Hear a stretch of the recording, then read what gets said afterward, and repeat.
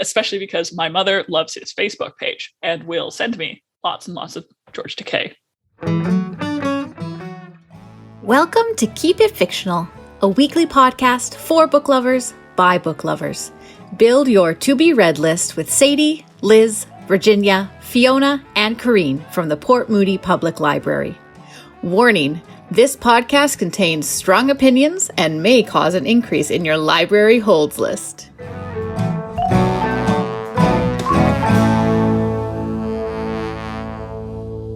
The glitz, the glamour, the outfits, the shoes, the accessories, the upsets, and the upstarts. Today on Keep It Fictional, we are, of course, talking about the wild, wacky, turbulent world of literary awards. Oh, you thought literary awards were some stodgy, boring committee work? Oh no, literary awards are where the drama lives.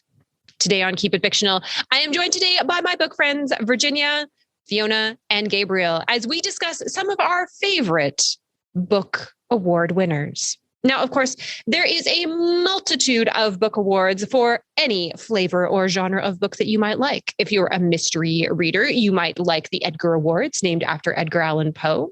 If you're a Canadianophile, like Fiona, you might be into the Giller or the Governor General Awards.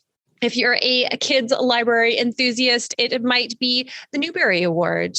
If you really, really love fantasy, you might be looking at the Nebulas, the Hugos, the James Tripcheys. If you're into serious things, it might be the Pulitzer.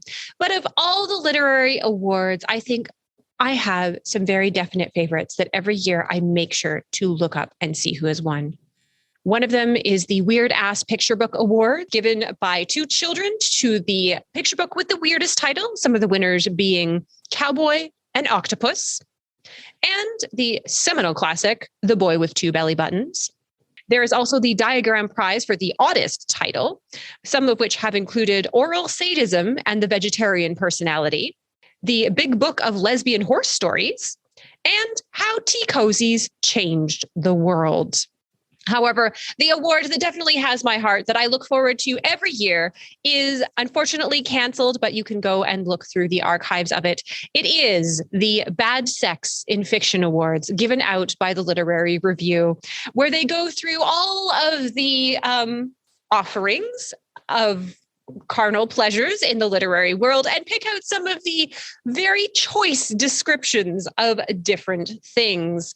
Some of my recent favorites being from The Electric Hotel by Dominic Smith, where the act of such things was described as a series of cryptic clues, which kind of speaks perhaps more to the person performing it than the actual reality. And from poor Elizabeth Gilbert, City of Girls, described it as if I was being run over by a train, which I don't see as maybe a pleasurable experience, but I haven't read the book, so I can't comment.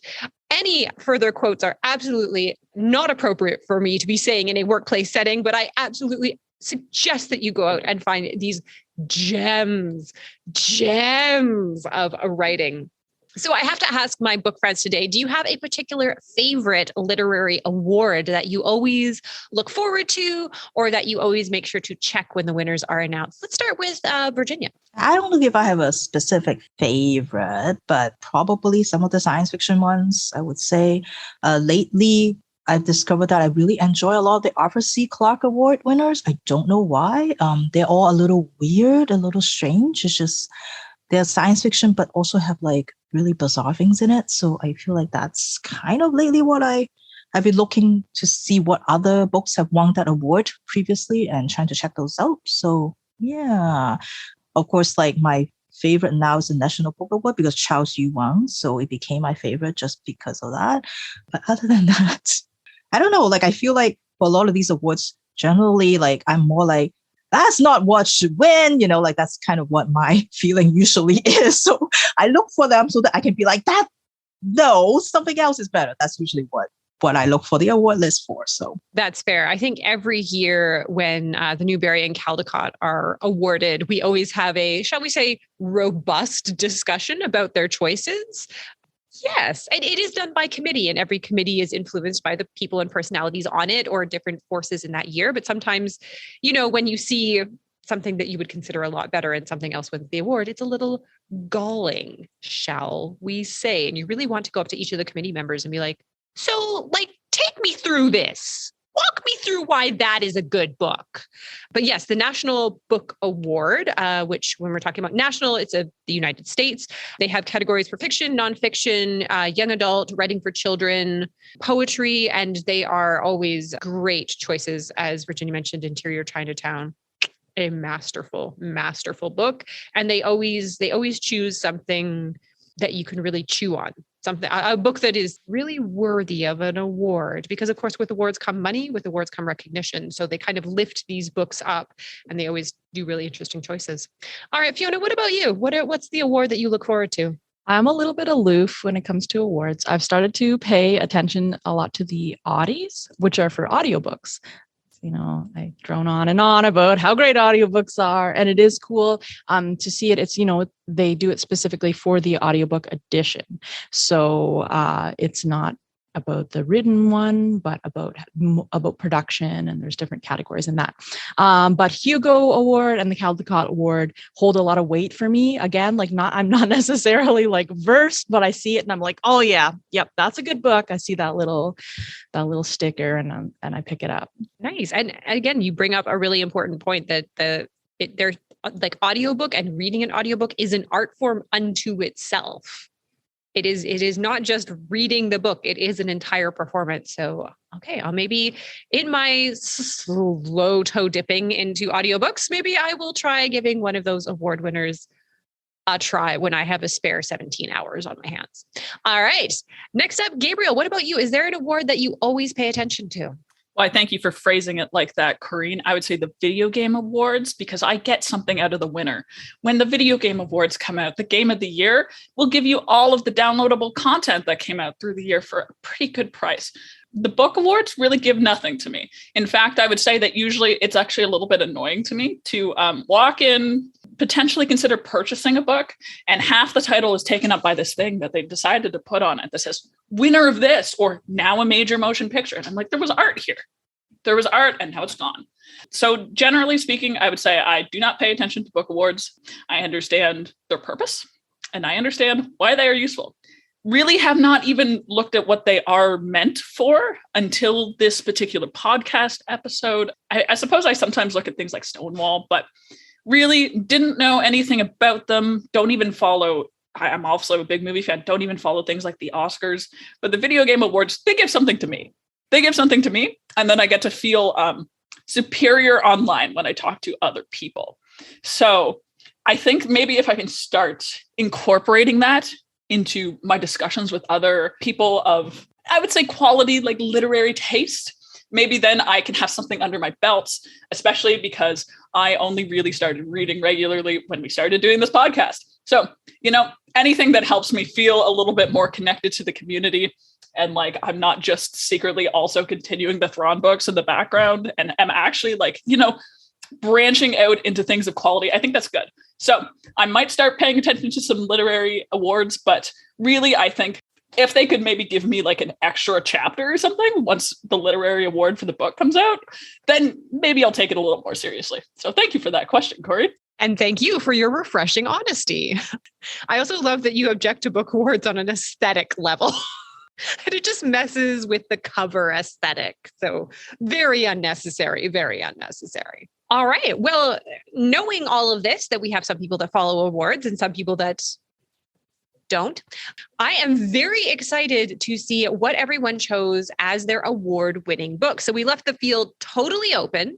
You could choose any award. And as we have mentioned, there are a multitude of awards for almost anything, but only some of them can be winners and the rest of them are losers. So I am very curious to see what awards you chose and what book you are going to be talking about. And why don't we go over to start with Fiona? My award requires some preamble. I actually chose a smaller award, which was an interesting kind of dive into I looked at all the Pulitzers and all these things and nothing super grabbed me. But of course, I saw a book that I was interested in and saw a nice little sticker on it. I was like, I will learn about that. So that brought me to an American award, the Ernest J. Gaines Award for Literary Excellence. And this is an award for up and coming Black authors in the States.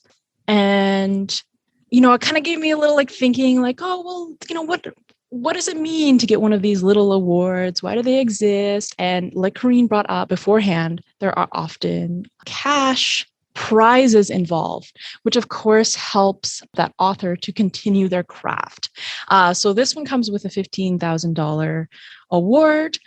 And it brings you into a community of other winners and has a board who supports you. So it was kind of cool to learn about a new award that I had never heard of before. And it caused me to look up all the previous winners. And I think that I will go back and read some because I really loved this debut novel by Nathan Harris, which won the Ernest J. Gaines Award, but was also on Oprah's top picks as well as Obama's reading list.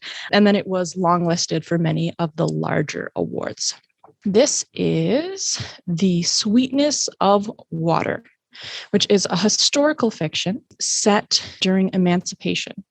So I was a little bit trepidatious because I love historical fiction, but Civil War is not something I know about or really care about that much. And I also sort of prefer to read historical fiction about women, and this one centers men. But after a few chapters, I was really, really engaged.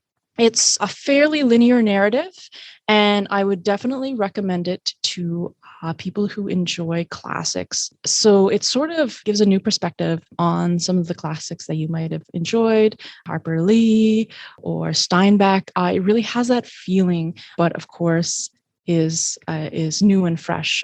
So I think it really adds a lot to the literary scene, and I'm glad that it won this award. So this book follows George, who is a wealthy white landowner in Georgia. He has recently heard the news that his son died in combat before the war was over, and not necessarily in very good circumstances. He has come out as a little bit of a coward. So while George is processing this, realizing that he's going to have to tell his wife, he goes out onto his property and he meets two men. They are a pair of Black brothers who have recently been emancipated from the farm property next door. They are Prentice and Landry. And George, just completely upset and stuck in how he's going to tell his wife about his son's death, sees a piece of his son in Prentice, and they form a quick bond. Prentice and Landry are very excited to take on the world. They can go anywhere. They can do anything, but they also don't have any resources. So they strike up a deal. Sort of on a whim, George decides he needs a distraction and he's going to start a peanut farm. George is a really interesting character. He's an older man, and the suggestion is that his father owned slaves, but George himself does not own slaves. But he's also in this position where he never needed them. He's so wealthy, he can sort of just laze around, and he never farmed because he didn't really have to. And then he decides, you know what, I'd like to. I need something to do with my life. I need to make something. I've lost my son. Let's start farming. And he asks Prentice and Landry to help him do that at a very good wage, one that would be equal to what a white man would get. George is a really sympathetic and interesting character. He is sensitive and delicate in ways that don't really fit with society. But I think what the narrative really asks about his character is he's got this internal sense of justice and rightness, but he's also very naive, believing that others around him feel the same way. And I think what the book is really asking is that enough? Is it enough to stand up without understanding the climate that you are in? Or, like in this narrative, you just end up putting people in danger because you don't consider the effects of how everyone is going to interpret this sort of. He takes these brothers under his wing, but he doesn't consider the danger that puts them in. He actually becomes ostracized by the community. Prentice and Landry are wonderful characters. Landry is mute due to trauma, and he's sort of seen as a child by others. But in his internal monologue, we come to understand that there's a lot more going on with him. He's a really beautiful soul and is kind of the foundation of his brother Prentice's life. Prentice has spent his whole life looking after Landry. And Landry sort of in the narrative plays this role of, for the white characters, he's someone to go to, someone they talk to because he doesn't speak, without considering, what he is feeling or whether he wants to be talked to. And Prentice is the complete opposite. He has so much self-determination, and they sort of play these two sides of the same coin. Prentice is determined and it will stop at nothing to find success. But he's also very upright and a good worker and draws respect from people around him. There's also Isabel, George's wife, who's described as a fierce woman. And I really like reading about marriage. I don't know, it's something that really interests me. And George and Isabel have a very interesting marriage, very interesting Southern marriage, where they have deep respect and love for each other, but all of these things that come between them. And there's always this sort of rift of communication. And it's interesting to see. Like I said, I prefer to read about women in historical fiction. And so to get a little bit of that, how these incidents are affecting Isabel and her place in society. There's all sorts of interesting characters in the town as well, leaning from sympathetic to horrible. And then we also have a pair of Confederate soldiers who are lovers. And August has quite a bit more power than Caleb. Caleb, who sort of follows around at his heels like a dog. And August is this volatile character who is quite scary and realistic, because at moments he's very sympathetic. You can see the love between him and Caleb. And then at a moment's notice, he'll turn around and is very manipulative. So all of this comes together in a narrative that just asks a lot about society and feels very present and potent at this moment. Like I said, I don't necessarily have much of an interest in the American Civil War, but it was really valuable for me to be walked through some of it and to understand, to have that moment of realizing that emancipation would be a huge celebration, to then realize that you have nothing, you have no resources, and you go to towns where you are shut out, because even though it's now illegal to enslave people, it doesn't mean that you are going to be met with kindness. So it was, I think it's a really, really valuable read. And if you're someone like me who maybe is trying to grasp the American Civil War, it is definitely a great place to start, because it has sort of an easy to follow narrative with deep characters and deep thoughts. Highly recommended. And go ahead and check out the other winners of the Ernest J. Gaines Literary Award. I will be following it in the future. Fantastic. Thank you, Fiona. I love that you chose a kind of like a lesser known award to highlight. Awesome. All right. Gabriel, you had to choose a book award. Which one did you choose? I think that my experience both choosing a book and then finding a book is a little bit similar to Fiona's. Started out, I was like, kind of like Stonewall, kind of care about Stonewall, looked at the options, looked at the waiting list on some of them, looked at what was left, went, no, not this week. And then I just sort of set about finding a book that I wanted to read that happened to have an award attached to it.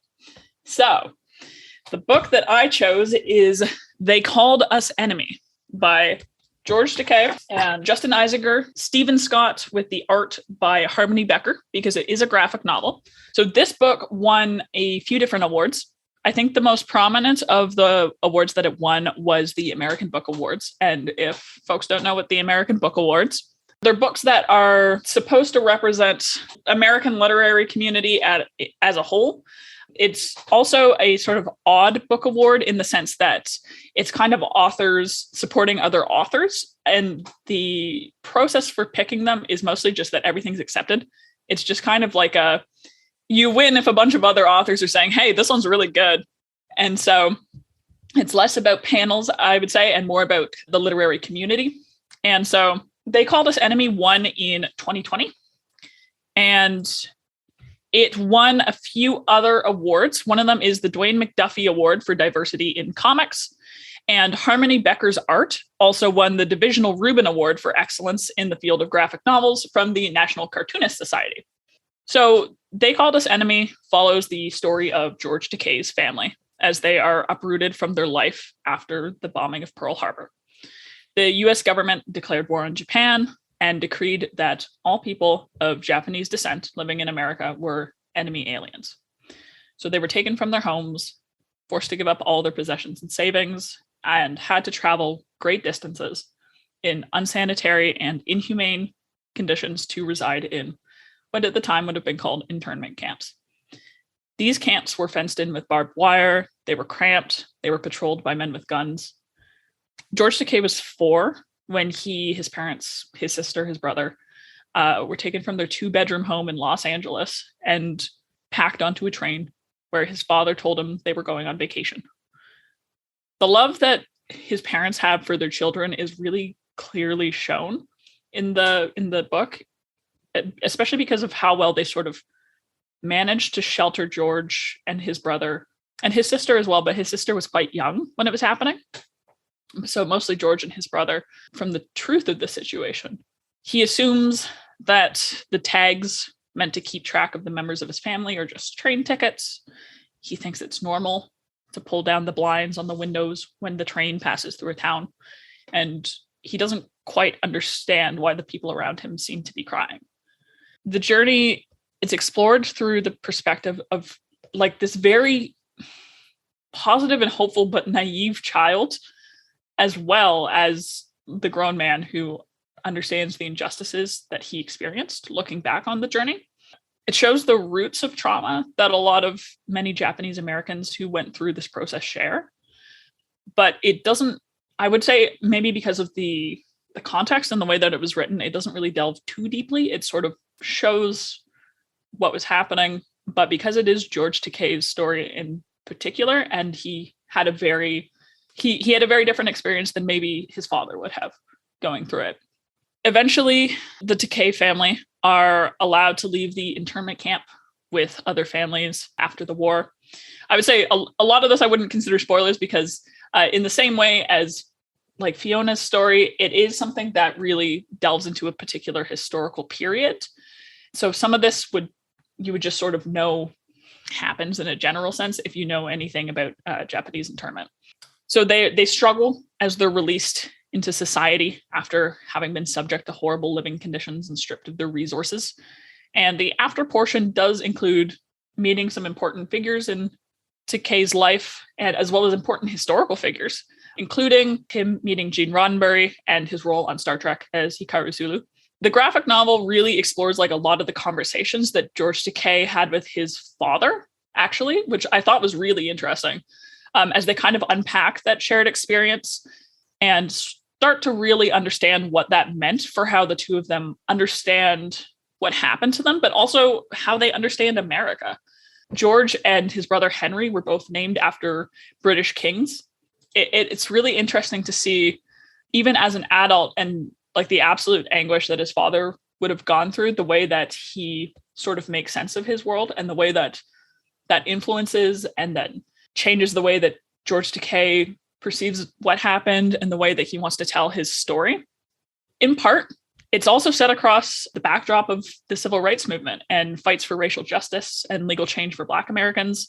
And ultimately, I would say it's interesting to see how that kind of influences Takei and his father. They're both deeply strong, deeply hopeful men. And I think, though, it's interesting because I would say one of the arguments that the book kind of makes is that positive change is possible, especially coming from the perspective of someone who, this would have been the 40s when they were in the internment camps and then lived through quite a long period. I believe George Takei is still with us. So especially because my mother loves his Facebook page and will send me lots and lots of George Takei quotes. So as far as I know, he's still good. So the graphic novel came out in 2019 before COVID came into our lives. But I think the message is really one that gained a lot of renewed importance during the pandemic. It's not a secret that anti-Asian racism had an extreme uptick. And this is really just a true story about what happens when we blame events on people that had nothing to do with them. It's relevant now that we come to terms with the racism of our past and present and understand that the hurt we've caused communities of people who deserve far better apologies than they've ever received. As we start to understand that, as we start to, like Fiona said, understand that big moments don't always mean immediate change, and that there's a lot of invisible barriers that people still face even after maybe they received, in this case, Takei's family received some compensation from the US government, I believe in the Obama administration, but that's not going to undo generations of trauma. That's not going to undo a lot of the problems that this caused. I think it's a really good book for anyone who's coming into the topic fresh, as this is really more focused on the history, it felt like, than Takei's personal experience. It almost felt a little bit separated in the sense that it was a really good way of looking at the actual experience of what a family would have gone through as they were transported to an internment camp, as they were living in one, and then as they were allowed out afterwards. And then Takei's sort of philosophy, there wasn't a ton, I think, because of the format of sort of overlap, because he really was experiencing it as a child. And so his conversations about sort of the nature of the world, while they are a narration, they're not, the book doesn't really try to combine them, possibly. I think because of the fact that a lot of this is taken from speeches that George Takei has made. So he made a couple speeches. One is a TED Talk. So that's another option. If you'd like the story of the book, you could just listen to George Takei tell it. Although Harmony Becker does some great illustrations. So I would say graphic novel still worth it. The other speech that it kind of taps into is the speech that he gave at FDR's house/museum, which of course is a very interesting, would have been a very interesting and probably deeply emotional experience for him, as FDR was the person who ordered the internment camps. And so there would be a lot of tension there. And I would say because of the fact that some of it is a little bit removed from the deep emotional perspective, it didn't necessarily bring any information to me who was already familiar with this particular atrocity. It's something that I had encountered just in historical studies and encountered both in an American sense and in a Canadian sense, because of course we also had, they weren't exactly the same, but we had a very similar style of camp. They involved ghost towns primarily, I think. It's also a very pro-American story, even after discussing all the horrible things that they did to the community, which is interesting. But again, ultimately George Takei's story and his beliefs and his experiences. And I think it's sort of an interesting form of storytelling. It would have been different if it was intended to be a graphic novel from the start, as opposed to taking sort of the narration from these speeches. But I would say that it is an accessible piece of literature for someone who wanted to know more and doesn't know where to start or had never even heard of this before. Definitely not something that Canada likes to talk about. And yeah, so if you're maybe an audiobook fan, this isn't necessarily something that would have an audiobook, but it is based off speeches. So you could always listen to that. If you were interested in the Canadian perspective of Japanese internment, one really, really interesting, and I would say very difficult emotionally, but important, but it's still very important person to listen to would be David Suzuki. David Suzuki has a few excerpts, I believe they're kept by Library and Archives Canada, as well as a few other places, where he talks about his experience as, I believe he's third generation Japanese Canadian who had to go through similar processes, but had a very different experience than George Takei, who was sort of seeing it with a little bit of rose-colored glasses as a kid, versus David Suzuki endured incredible strain, even at the time. Which, again, not that George Takei did. That's David Suzuki was aware that he was in pain at the time. So really, really, I think, important story. I did like it quite a bit. I don't think that I necessarily learned anything new other than the experience of George Takei, but that depends on why you want to look into a story like it. So I would definitely recommend it. If you're maybe an audiobook person, like I said, you could listen to it. They called us enemy. Perfect. Thank you so much, Gabriel. Yeah. And if you're interested in another graphic novel on the same subject, I believe Liz talked about Displacement by Kiku Hughes.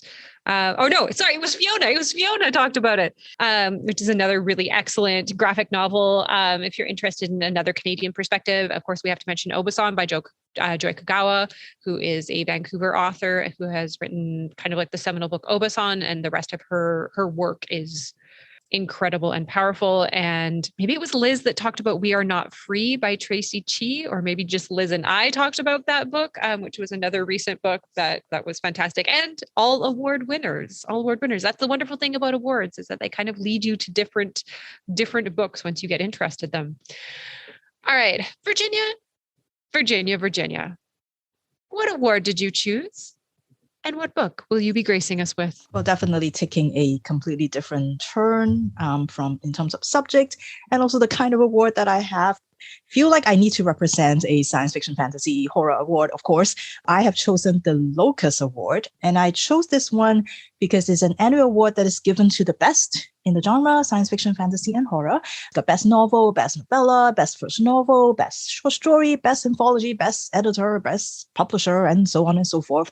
And it is a Reader's Choice Award, so it's voted by the readers of the amazing essential to all genre readers magazine, the Locus magazine. And this is actually the only magazine that I still subscribe to in paper because I do want to support them. So this is kind of more like a shout out for them.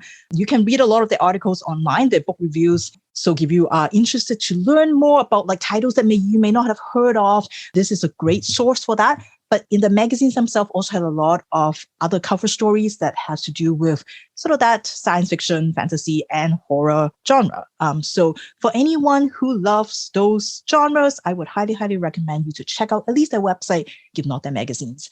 I know this is like a total coincidence, but I feel like when I subscribed to the magazine, the first issue I got, it was just personalized for me because it was actually a Charles Yu cover story. So I feel like very special. And then after that, I got a TJ Klune issue. So I just felt like they did this for me, even though I'm sure they didn't. But I just felt very special getting like, two of my favorites on the magazine cover stories. But anyway, so the book that I chose for today, I feel like it's been a long time since I talk about a fantasy book, which is just very, very weird. This book definitely reminds me of why I love reading fantasy. It won the Best First Novel in 2013 for the Locus Award. It is also a finalist for the Hugo and also the Nebula Award. So the book is Throne of the Crescent Moon by Saladin Ahmed. This is published in 2012. And on the cover, it said that it is book 1 of the Crescent Moon Kingdoms. It's been 10 years. There is no book 2. There's no book 2 yet.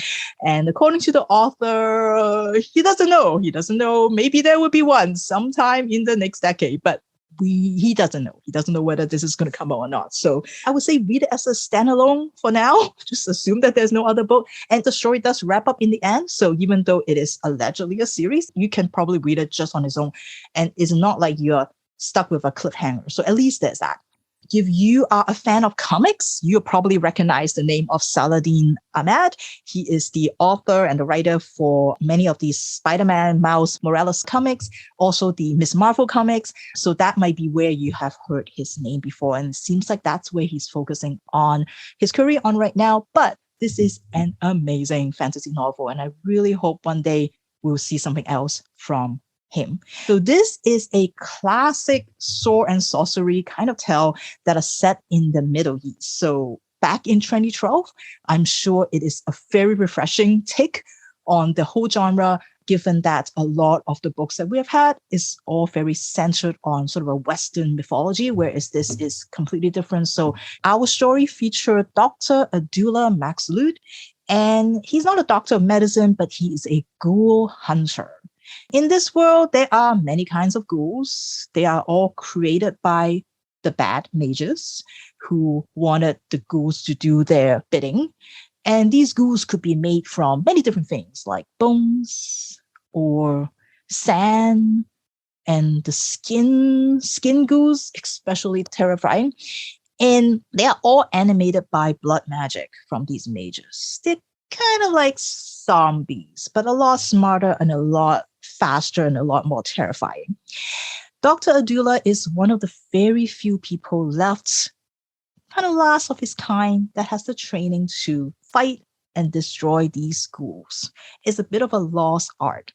And Abdullah knows that he should really train up the next generation, get somebody else to take over. But he's reluctant to do so because he feels really bad about condemning someone to the kind of fate, to the kind of life that he has. Because it's not a fun life. It is also super dangerous. And he just feels bad about asking someone else to take up this job. But he's getting old. He knows it. He knows he's getting old. He is like always talk about how he's out of shape. The last time when he has to fight a ghoul, give it weren't for his assistant, Razid, who just like swoop in right in the nick of time and save him from the ghoul as he lie there like after wielding this magic, and he just couldn't like fight and couldn't like even get up. If it weren't for his assistant to came in and save him, he would have been dead. And so he knows it is time that he needs to pass this on to someone else. And all he wants to do is retire so that he can sit like he's doing right now at his old friend Yaya's tea shop, sipping sweet cardamom tea, watching the bustling scene of his favorite city, and just talk about nothing, make fun of each other with his old friend, and just relax. That's all he wants to do. But of course, he's not allowed to do that just yet, for he sees his assistant, Razi, coming over with a boy that you can tell is in shock. And Razi told him that the boy has just watched his parents killed by ghouls. And as he's trying to piece together this story from the boy's account, it sounds like these are not your usual kind of ghouls. They seem a little more scary and dangerous because the way the boy described it almost sounds like these ghouls are tearing out the souls from the people, ripping apart the essence of people. And Abdullah knows that this must be the work of the fallen angel. And so he's now tasked to track and hunt down the ghouls before they could kill again. And what begins as another seemingly regular ghoul hunting job gets much, much darker than that. And it is, in fact, the beginning of a plot to take over his city and take over the throne of the Crescent Moon Kingdom. And all of that against the backdrop of a brewing civil war, because we have the caliphs who are in power right now. They are corrupted. All they care about is lining their own pockets. So they torture and they abuse the citizens. And the people are fed up with those in power. And so they're looking towards this other alternative, the Falcon Prince. Sort of like a Robin Hood kind of figure, rob from the riches to give to the poor. And so they're all kind of looking towards this, maybe it is time for someone else to take over. So there's like this civil war brewing. And now on top of that, there are these ghouls. Now, this is a really, I think it's such a fun fantasy. It is a fast-paced, capital A adventure kind of story. So if you're looking for just something to escape to, where there's magic, there's ghouls, there's like these secret codes that can topple an empire, there's like mysterious these shadow monsters, there's a girl who is hellbent on revenge that can shapeshift into a lion.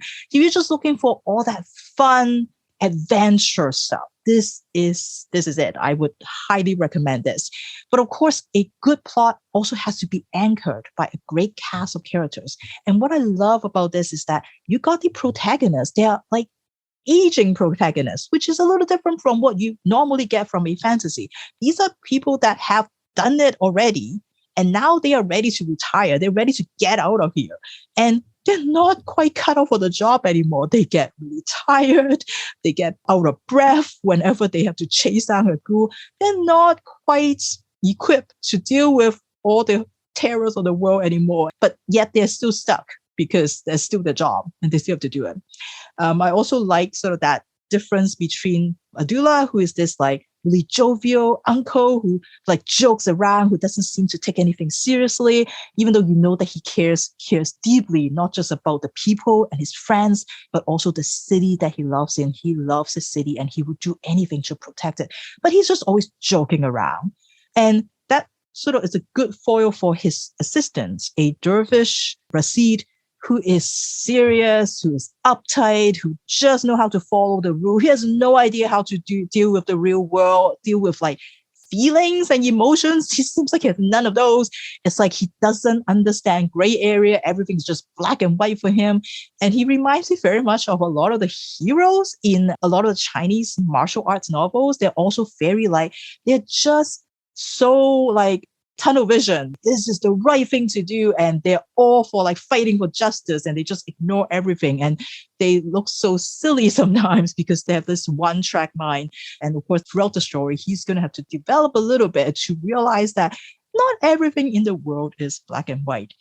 Along with Adula, he also ended up teaming up with his old friends, Dawood and the Tess, also an older couple, and again, aging heroes. And it's really interesting how in a lot of the books, it's not just like these people going, oh, let's go fight these ghouls. They're like very much like, oh yeah, but do I have to do it? Does it have to be me again? Like, why can't it be someone else? And they have different priorities now because they are older. And so for them, it's more important that they protect the family. They don't want each other to get hurt. They know how much magic is taking a toll on all of them whenever they have to use it to fight the ghouls. So they're thinking about other things. There's other priorities in mind. And so it's kind of interesting to see that's being explored rather than just like these heroes and these heroines who are just like fighting everything and they have all the energy in the world. This is not like that with these protagonists. So it was kind of fun to have that. So if you're looking for just a fun fantasy, just something action-packed, doesn't have to like think too much about it, I think this is a really, really fun adventure. So this is Saladin Ahmed, Throne of the Crescent Moon. Fantastic. I really like his comics. I think he's a great comic writer. But again, 10 years is a long time to wait for that second book. Long time. All right. Well, weirdly enough, Virginia, we are going to be talking about the same award. But my book actually has just won all the awards. So it kind of makes sense.